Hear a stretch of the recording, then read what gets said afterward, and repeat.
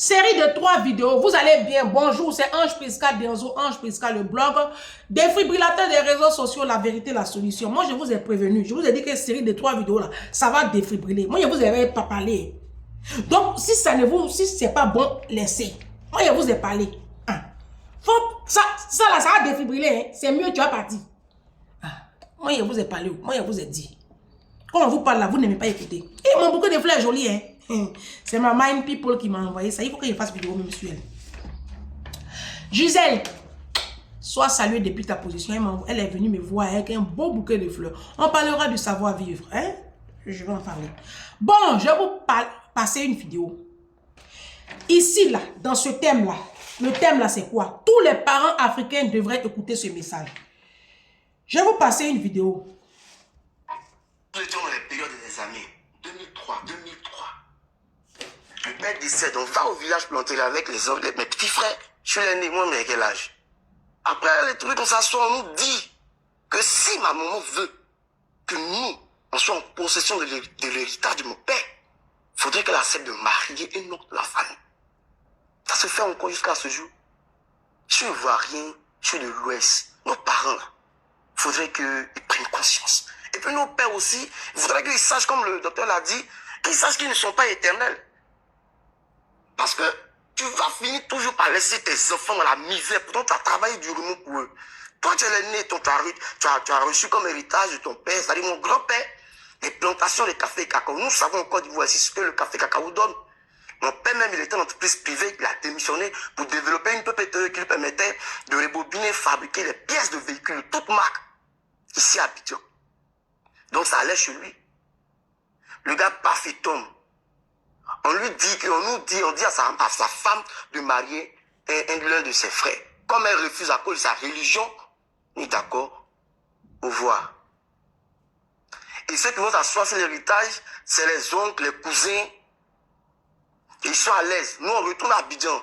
Le seul espoir qui restait à ma mère, c'était le PPTE que le père avait commencé à développer. Il avait un partenaire. Il allait le voir pour discuter avec lui. Le gars, il la met en confiance. Elle ne s'y connaissait pas. Elle était malheureusement analphabète. Ils se mettent d'accord. Non, chaque mois, il va donner temps, il va gérer le truc. Quand il tourne dos, le gars, il déplace l'entreprise. Il rentre dans le vide, il disparaît. Mais nous voilà. Je suis obligé de me retrouver... Oh, c'est pas possible. De me retrouver dans les marchés avec des cuvettes de sel sur la tête en train de cocober, la sel. Juste pour qu'on puisse avoir un père à manger à la maison. À cause de qui? Mon père. Qui ne savait pas que pour le bien-être de ses enfants-là, ça commençait depuis qu'il était encore en vie. En train de se retrouver en train de vendre du pain. Pour pouvoir manger. Pendant ce temps, on a des plantations au village. C'est pas les moindres. De grosses plantations. Bon. Et des soi-disant. Vous avez vu, ça annonce le thème, hein, ça annonce le thème. Ça annonce le thème. Alors, ça, c'est une réalité dans nos communautés africaines. On va y aller pas à pas. C'est-à-dire en Afrique, dans la communauté, dans les mariages, que ce soit ici à la diaspora ou en Afrique, mariage africain, la femme ne sait absolument rien de ce que son mari entreprend. Et c'est normal. Ils sont pourtant mariés sous le régime de la communauté de biens. Mais la femme ne connaît pas les revenus de son conjoint. Elle n'a aucune connaissance de toutes les activités parallèles qu'il entreprend. Les enfants, même quand ils sont grands, ils ne le savent pas aussi. Quand les enfants sont grands, quand ils demandent à papa et à maman, j'ai une copine ici qui demande à son papa, « Ah papa, il faut nous montrer les biens que tu as là. On sait que tu as des biens. Il faut nous montrer parce que c'est le comptable seulement qui connaît tout. » Son papa qui lui dit, « Ah, vous voulez ma mort? » Ça, c'est la mentalité de nos papas. Moi, je vais parler ici à la femme. D'abord. Bon, je vais parler d'abord aux hommes. Les hommes africains. J'ai l'impression que vous ne savez pas ce qu'on appelle le mariage. Allez étudier la notion du mariage. Ce que ça implique, les devoirs et les droits. Parce que dans la mentalité de l'homme africain, le mariage, c'est prendre une femme, la déposer à la maison, avoir un objet sexuel à volonté et puis avoir une bonne pour lui faire à manger et avoir une mère porteuse pour lui donner des enfants. Voici comment l'Africain homme conçoit la vie à deux. Pour la femme, le mariage, c'est elle quitte la misère, elle n'est plus dans la pauvreté, elle quitte cour commune de ses parents. La société, ses cousines, ses amis et connaissances, elle a appelé épouse, Madame Kofi, Madame Kwadio, Madame Adengra. Elle porte un anneau, un métal au doigt. Et pour elle, ça suffit pour que dans la société, elle soit respectée. Elle va commencer à aligner les enfants. Et puis faire les gros foutous, les gros placalis. Et puis la nuit, offrir son corps tout fané à un homme en réalité qui n'en a rien à foutre. Voici comment la femme voit la vie à deux. Mais tant que vous allez voir la vie comme ça, là, vous allez toujours créer autant de détresse dans la vie de vos enfants. Mes soeurs, quand tu rentres avec un homme là, hein, s'il ne te montre pas ses biens, c'est parce qu'il ne t'aime pas. Si. Quand un homme aime sa femme, il lui dit tout. Et puis il la protège. Mes très chers hommes africains, il est prouvé qu'en Afrique, l'espérance de vie des hommes est de 43 ans, 45 ans. C'est prouvé. Il arrive que vous vieillissez, puisqu'il y a des personnes, des hommes africains qui vieillissent. Ça arrive. Mais quand on prend les calculs selon l'ONU, les hommes africains ne vivent pas longtemps. Les hommes africains vivent en moyenne 45 ans. Là où les Chinois vivent 84 ans. Les femmes, c'est de 50 ans, 52, 53. Là où les Chinoises vivent jusqu'à 88 ans. D'accord? Donc, c'est prouvé que les Africains ne vivent pas longtemps. Quand vous avez ces données, mais protégez vos enfants. La malhonnêteté en Afrique est de mise. C'est pas un scoop. En Afrique, tout le monde est malhonnête. Il n'y a pas de cœur. Les gens n'ont pas d'empathie. Les gens n'ont pas d'émotion. Les gens n'ont pas de principe. Ils n'ont pas de valeur. Tout le monde en Afrique est malhonnête. Même nouveau-né est malhonnête. Donc, tu ne peux pas avoir des biens. Confier tous tes biens à un comptable qui n'est même pas de ta famille. Tu lui fais encore plus confiance qu'à ton épouse qui t'a donné des enfants et qui t'offre son corps. Moi, je pense que c'est une insulte à la femme africaine. Vous, nos papas là. Et il y a des hommes qui s'en vantent que moi, ma femme ne peut pas connaître mon salaire. C'est quel bon salaire vous avez même. Vos misérables revenus de fonctionnaires, la cause, on ne peut pas respirer. Maintenant, voilà ce que ça crée. Tu décèdes et tu n'as pas mis tes enfants à l'abri du besoin. Il n'y a pas eu un notaire où tu as stipulé que tes biens reviennent à tes enfants. Et même, souvent même, il y a des notaires, mais le fait que tu es en face, on est en face une femme, une épouse analphabète, voici les problèmes. C'est à cause de ça que moi je dis aujourd'hui là, vous les femmes africaines, retournez à l'école. Vous qui avez niveau CM1, CM2 là, retournez à l'école. J'ai lancé challenge, opération je lis un livre tous les 2 mois. Lisez des bouquins. Lisez surtout ce livre, les 5 blessures qui empêchent d'être soi-même, de Lise Bourbeau. Lisez, retournez à l'école, mes très chères sœurs africaines. D'accord? Parce qu'aujourd'hui, là, quand tu n'es pas instruite, il y a déjà un problème. Et tu ne peux pas vivre avec un homme et ne pas être au courant de ce qu'il fait, de ses activités. Ce n'est pas normal. Le mariage, vous formez une seule chair.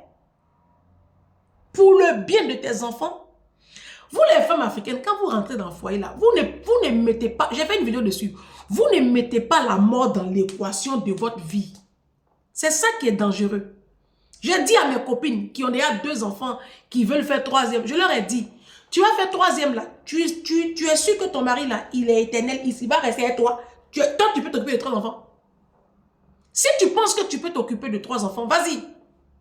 Moi, je vous ai déjà dit, faites le nombre d'enfants que vous seul, vous pouvez gérer. Je vous ai déjà dit ça à la nouvelle génération. Faites le nombre d'enfants que vous seul, vous pouvez gérer. Parce que les hommes là, non seulement il peut partir par la mort, ou mais il peut te quitter. Mais oui. Et quand un homme quitte sa femme, généralement c'est la femme qui garde les enfants. Quand elle peut encore. Mais il va aller reconstruire sa vie. Il va faire d'autres enfants avec sa nouvelle compagne. Donc c'est toi, tu vas te taper seul les enfants. Il faut faire le nombre que toi seul tu peux gérer. Si tu penses que tu peux gérer 4, tu fais 4. Si tu penses que tu as les capacités de gérer que 2, tu fais 2. Moi comme ça là, je sais que je ne peux pas gérer plus d'un enfant. J'ai fait un enfant, j'ai attaché mes trompes, je suis assise. On dit non, et si elle meurt? Mais si elle est morte, elle est morte. C'est moi qui ai créé la mort. C'est moi qui ai créé la mort. Je n'ai créé ni la vie ni la mort. Si elle est morte, elle est morte. C'est quoi? Bon, bref. Cette histoire-là, c'est l'histoire de beaucoup de jeunes Africains en Afrique qui ont eu des papas hyper riches et qui sont partis. Et ce sont les oncles, les tantes, les cousins qui ont pris les biens des papas et les enfants et la veuve sont restés à la rue. C'est à cause de ça que, mesdames, quand vous rentrez dans le foyer là, même si le monsieur ne te montre pas ses biens parce que visiblement il ne t'aime pas, généralement c'est aux maîtresses qui donnent beaucoup plus d'aide. Toi, il faut te protéger, il faut protéger tes enfants pendant que il a encore envie. Cherche à faire une activité. Quand vous rentrez dans le foyer, quand vos maris ont une certaine situation sociale, une certaine aisance financière, vous êtes assise là comme ça, d'accord. Et quand demain le monsieur ferme les yeux, bonjour les problèmes. Parce que vous ne mettez pas la mort dans l'équation de vos vies. Vous, nos papas là, dès qu'on vous demande où sont les biens, vous trouvez qu'on veut vous tuer. On veut votre mort. Il y a des papas qui disent carrément non. Si aussi je dis à ma femme combien je gagne là, si je dis à ma femme ce que je elle va me trouver avare. Mais tu es avare parce que vous avez tous ces biens là et puis vos enfants sont dans l'école publique. Tu as des biens comme ça. Toi, un papa, tu as plantation de café cacao. Tu as une PME et tes enfants traînent à Abidjan. Eh Seigneur Jésus. Eh l'Afrique. Toi, un papa, tu n'as même pas de vision pour tes enfants. Moi, j'ai un papa à Abidjan.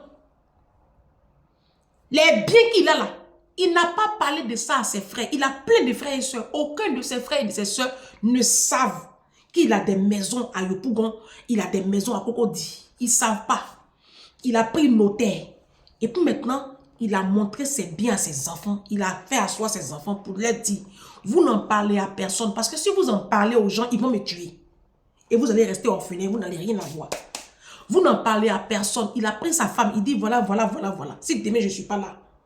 Mais ses frères, ses soeurs, ses oncles, personne n'est au courant. Et même la maison où il vit là, c'est dernièrement là même, les gens ont su que c'est chez lui. Sinon, il faisait croire qu'il louait.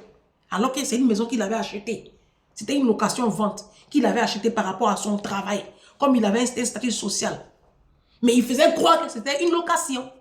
Tout ça pour protéger sa vie et pour protéger la vie de sa femme, de ses enfants.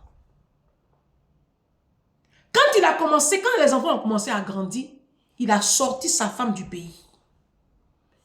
Elle est sortie du pays. Et maintenant, il lui a envoyé les enfants. Il dit, je t'envoie les enfants, ils vont faire des grandes écoles d'ingénieurs. Il avait les moyens.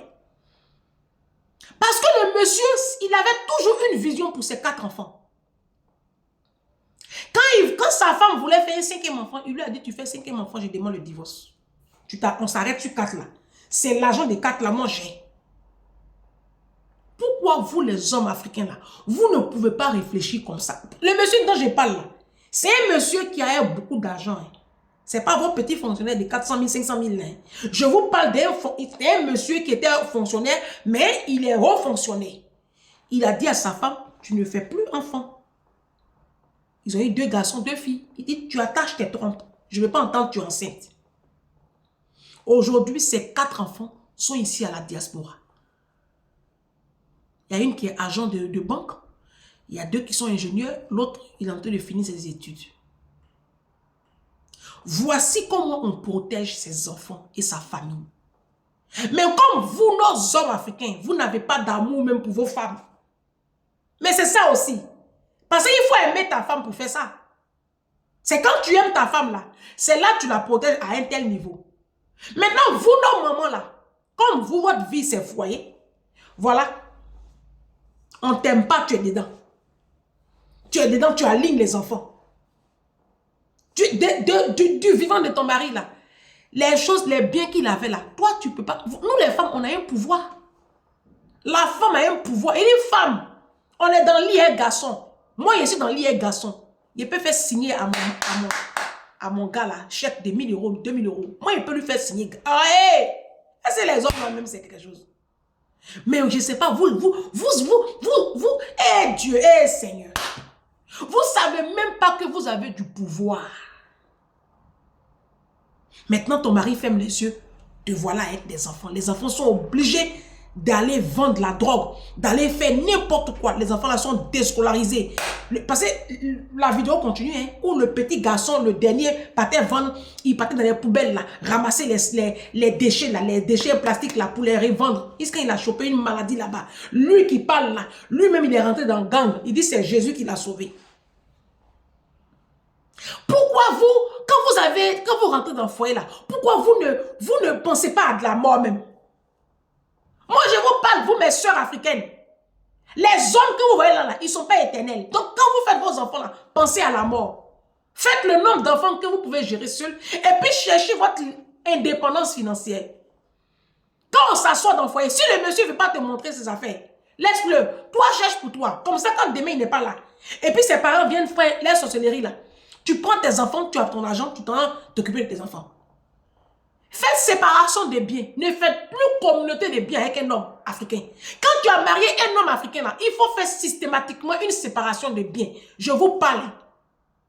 Nos mamans ont été bêtes. Nos grandes-mères ont été idiotes. Nous, la nouvelle génération, là, nous sommes des êtres plus évolués. Changez votre système de pensée. Hein. Mariage, là, ce n'est pas la fin du monde. On sait quand ça commence, on ne sait pas quand ça termine. La mort, là, on ne peut pas commander. On ne connaît pas. Ton mari même, il sort comme ça là. Vois-tu le coin là-bas, on vient te dire que ton mari est mort. Il n'est même pas tombé malade pour dire que non, dans sa maladie là, tu vas lui faire signer un papier. Quand on vous parle, écoutez. Quand on vous parle là, écoutez. Tu as déjà 2 enfants. C'est quel programme tu es en train de faire pour faire 3e enfant? Tu fais quel programme le 3e enfant? Tu n'as même pas 5 000 euros sur un compte. Tu es en train de faire programme pour faire 3e enfant parce que tu es tellement bête. Demain, ton mari va mourir là. Tu as les 4 enfants, les 5 enfants là. Tu vas commencer maintenant à faire SOS sur les réseaux sociaux. Faire des vidéos. Non, ils m'ont dépouillé. Ils vont vous dépouiller parce que vous êtes une bande d'idiotes. Quand on se marie là, on cherche à protéger ses arrières. Le monsieur, s'il ne veut pas montrer ses biens là, toi, il faut chercher bien aussi.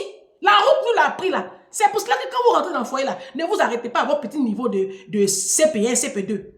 Cherchez à entrer en formation. Faites-vous former. Essayez de développer votre indépendance intellectuelle. Ayez un level. Réfléchissez et puis devenez riche pour vos enfants et pour vous-même. Parce que la communauté africaine ne va pas changer. Les familles africaines vont toujours faire sorcellerie pour venir prendre les biens. Ça là, on ne peut pas leur enlever ça. Vous protégez vous-même. Autrement, c'est tout.